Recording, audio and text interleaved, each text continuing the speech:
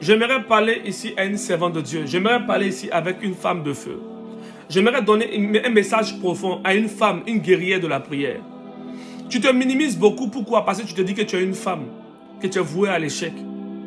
J'aimerais parler à une femme que Dieu veut utiliser puissamment.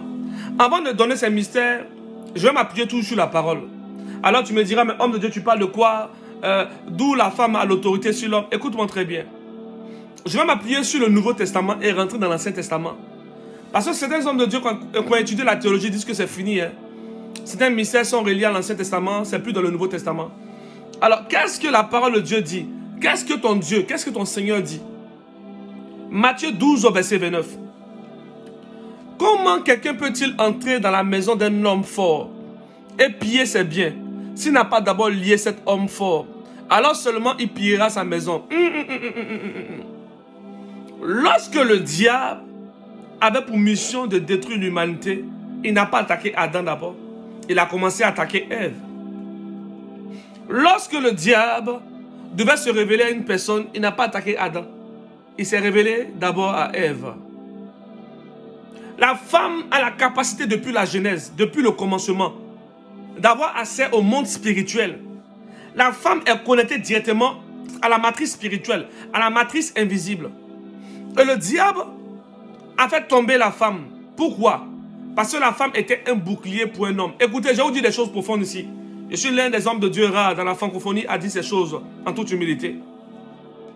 Savez-vous que tous les grands hommes qui sont puissants en économie et en termes de politique ne rentrent pas en fraternité seuls?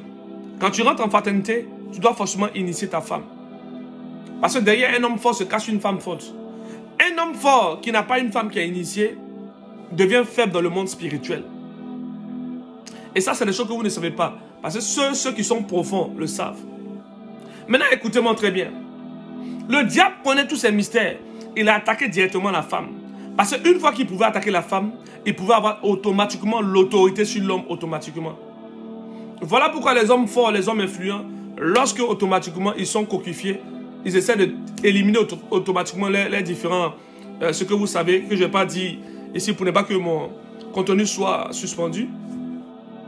Alors écoutez-moi très bien. Femme, tu es une femme de feu. Il y a une puissance surnaturelle en toi. Je vais te donner le message de Dieu, mais je suis obligé de passer par la parole de Dieu. Et la parole de Dieu dit quoi? Écoute-moi très bien. Écoute-moi très bien. On va aller maintenant dans ce qu'on appelle le Nouveau Testament, dans le livre d'Apocalypse. Apocalypse 12, versets 13 à 14. Quand le dragon vit qu'il avait été précipité sur la terre, il poursuivit la femme qui avait enfanté le fils. Et les deux ailes du grand aigle furent données à la femme. Ça veut dire que dans ce corps prophétique où nous sommes ici, la femme est déjà naturellement prophétique. Parce que Dieu ne donne pas n'importe quelle chose à une femme. Il nous donne les ailes du grand aigle. Quand on parle de aigle, quand on parle de l'esprit de aigle, c'est l'image du prophétique. Dans la fin des temps, seul l'esprit prophétique va beaucoup régner. Voilà pourquoi je vous dis que l'esprit de Babylone est celui qui combat la prophétie. On ne dit pas qu'un homme de Dieu est sage lorsqu'il commence à combattre un prophète. Voilà pourquoi je vous dis que j'ai beaucoup de choses à enseigner. Mais au fur et à mesure que tu vas écouter mon contenu, tu vas comprendre beaucoup de choses. Alléluia. Et qu'est-ce que la Bible déclare? Il poursuivit la femme qui avait enfanté le fils, et les deux ailes du grand aigle furent données à la femme, pour qu'elle s'envole au désert, dans le lieu où elle doit être nourrie un temps des temps, la moitié d'un temps, loin du serpent. Alléluia. Alléluia. Tu es une femme. Tu ne sais même pas que tu es spirituel.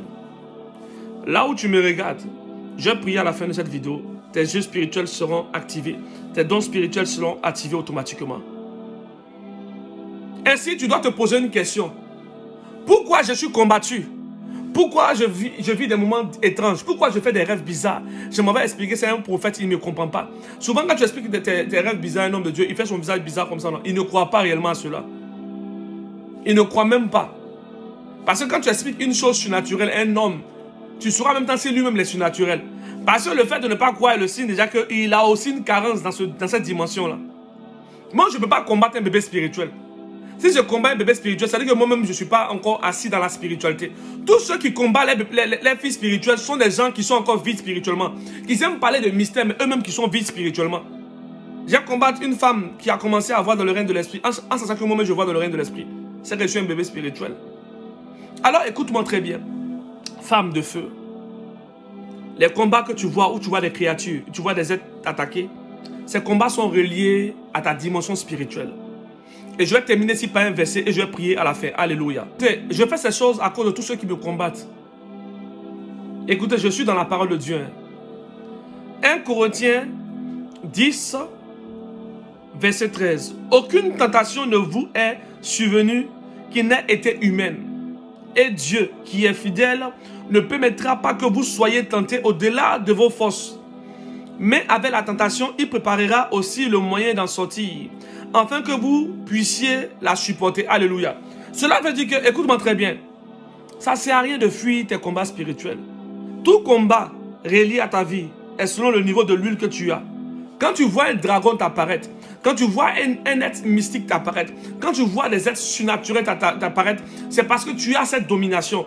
Dieu ne peut pas te permettre de rentrer dans ce genre de combat s'il ne t'a pas donné aussi l'utilité ou la force pour sortir de ces combats. Écoute-moi bien, femme de feu. La femme est la seule qui est sur cette terre qui peut être possédée d'un esprit vivant.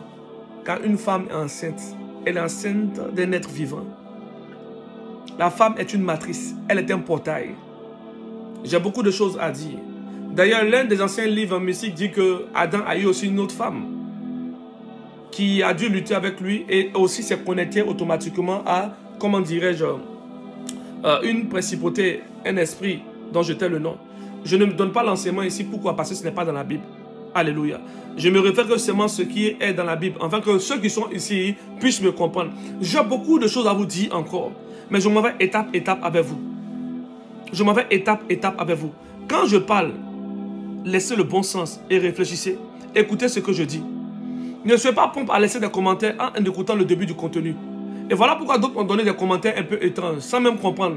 Quand un homme de Dieu parle, et qu'un homme profond parle, qu'un homme spirituel parle, il faut l'écouter jusqu'à la fin.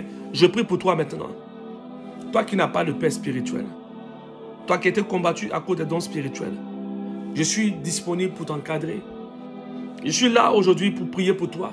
Je prie que tes dons soient réactivés dans le règne de l'esprit.